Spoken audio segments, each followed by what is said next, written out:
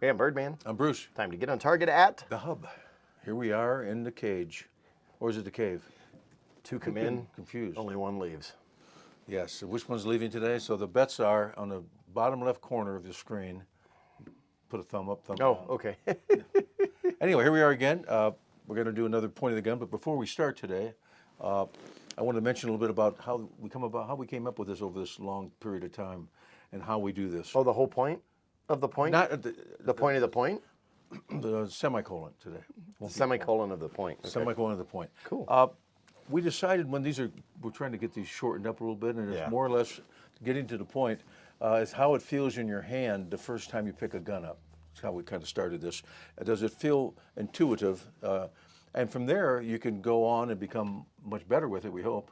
So people usually buy emotionally. Yes. So the emotion of how they feel about the gun is usually why they end up with a gun. And then they come back and rationalize it. They rationalize why. Is that why we that's end up right. selling guns and buying more and losing money? That's why it keeps going back and forth and back and forth. And that's why we have used guns. Yeah, and here's a good reason, and you can't do this everywhere, to try before you buy. Right. No, you can't. You can't. And the fact to be able to come in, and here's a good example. We're going to shoot this. Today's point of the used gun is a Ruger SR40, and it's another 40 caliber gun. We'll put that in the right spot again. I don't know what I'm doing. Yeah, I'm going to do it like this. We already safety checked that. We can safety check Yeah. that again. There's a magazine for it. Already safety checked it. You already did. And we don't point it at each other. No. And we don't put our... My hand, physically, I think my... Yeah. Well, now you put your finger in front of it. Anyway, getting back to it, and the reason we brought up that is because let's go to the shoot. Okay, look at that. There we go. Okay, here we go.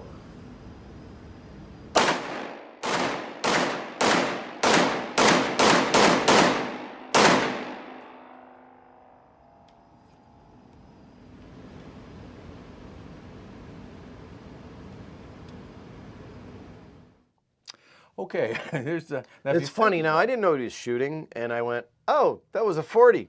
And he goes, how do you know? And I'm like, it's all over the place.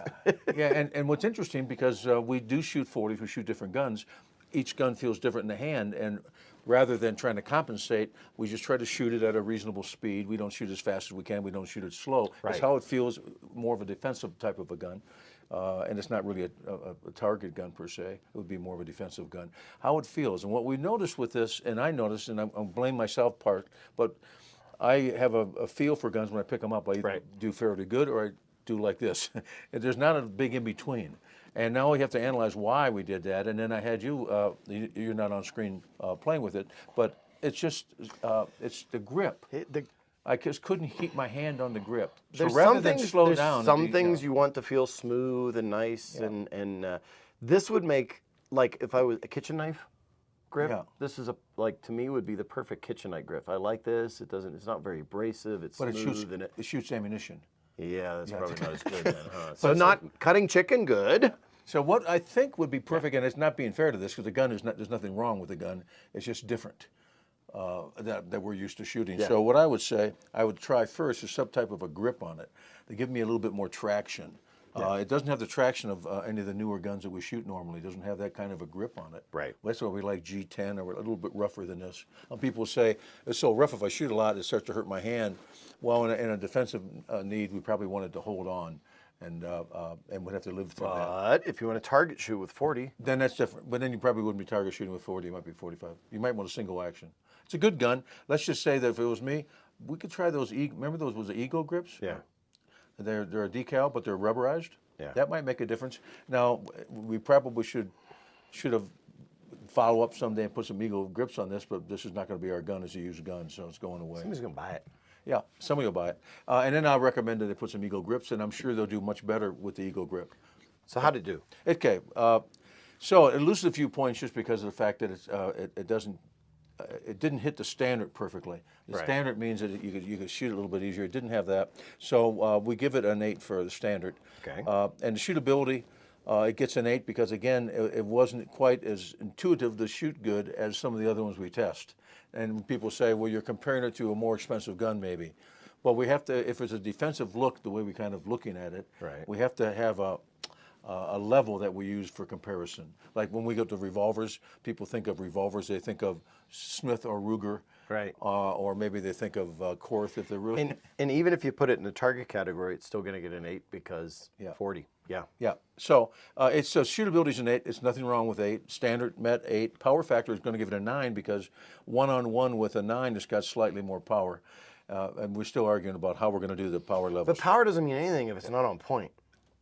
Everything has to, you can't miss fast enough. Well, actually, we just showed you can miss fast enough. But no, you can't miss fast enough. Right. So you want to be able to hit something. Ammo cost on this will go down to an 8 because this is almost the same price, I believe, as 45 ammo now. I think it's like $14.95 a box. Crazy. 50, which is better than it used to be at 18 or something. Right. It's selling for $379. So we're going to give it a 9 for the selling value. Retail new was $499. But it's a stainless top. Nice gun. Function reliability at 10, intuitive safe handling at 10. It also has a thumb type of safety like a 1911, although albeit smaller. Right. So we're going to give it an 8 in carry options, only because we still need a holster for it, even though it has an external safety. It's not a pocketable gun. Okay. Carry options an 8. Retail new is $499. We're going to give it a 9 in resale and a 9 on value. So it's going to end up with an 88. But then I put a little asterisk next to the 88 because It's got an asterisk. Hold on. Oh, we have a semicolon too.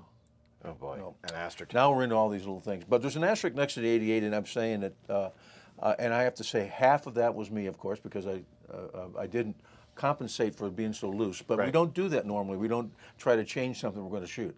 If that's the way it was on the shelf, and if I pick it up and shoot it that way, that means half the people will probably pick it up and shoot it that way. Other half, maybe they'll shoot it much better. Maybe better. Yeah, so we got to go by something. So we're going to give it an 88. Values, we're going to give it a 90% on the value, 88 on the score. And that has to do with, almost all has to do with the fact that it didn't control as easy. Right. Other than that, He's just trying to experience be level. nice with the asterisk, that's all. The asterisk is like, don't But be you mad. always have the asterisk. We should always have it. We We don't have well- that many guns that we don't that we shoot for used that don't end up. See, when we pick them, we don't necessarily pick the least expensive. You're We being pick a nice. medium ones in $300 to $400 range Right, for right. used. Yep. And then we try to compare it to other ones. We didn't say the experience level. Of course, on semi-autos we do 5 to 10. Right. This we're going to give an 8, even though it takes down fairly easy.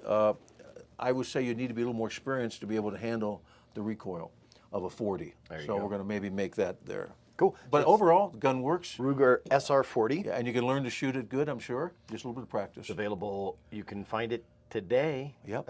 Maybe, because we did this yesterday. Maybe so it Birdman might be will- gone already. In so fact, if they come in to buy it today, maybe you'll give them something free. very good. I don't know. If they come in today, like when we record it, sure, because this doesn't post till tomorrow.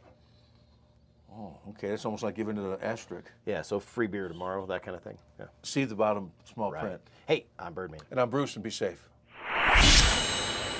So, I should probably come in closer. you want to come in closer? You want to tell them all? Thank you for subscribing. Yeah, thanks. We'll keep going. Have fun, and thanks for all the comments as well. Yes, thank you.